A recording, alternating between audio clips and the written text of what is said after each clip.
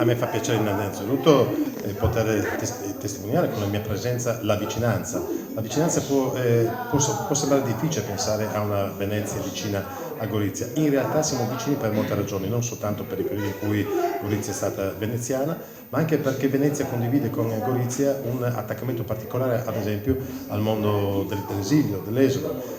Gorizia, pochi sanno, il 20% della sua popolazione è di prima, seconda o terza generazione istriana, friulana o dalmata. Gorizia ha patito guerra finita, le deportazioni da parte dei partigiani titini.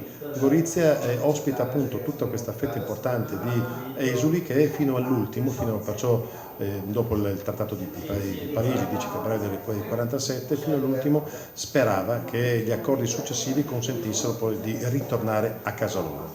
Ecco la ragione per cui Trieste, certamente la capitale cosiddetta dell'esodo, con quasi 80.000 persone che hanno scelto di vivere a Trieste. Gorizia però, sapere che il 20% appunto sono di prima, seconda o terza generazione è una percentuale certamente importante. Un progetto portato avanti dall'Associazione per l'Ordinamento Adriatico ancora qualche anno fa, che vede coinvolti oltre 50 studiosi, 1500 pagine suddivise in questi 3 tomi, e dal punto di vista temporale partiamo dall'antica Roma e arriviamo fino alla nostra quotidianità, e dal punto di vista disciplinare abbiamo cercato di coinvolgere storici, giuristi, economisti, sociologi, politologi, quindi nel tentativo di ripercorrere, di ricostruire questo territorio secondo tutte le loro sfaccettature, cercando di dimostrare che al di là di quelli che sono oggi i confini su cui è suddiviso c'è un'identità e un filo che unisce queste terre e che lega ancora nei secoli questo mare che è l'Adriatico, attorno al quale si sono sviluppate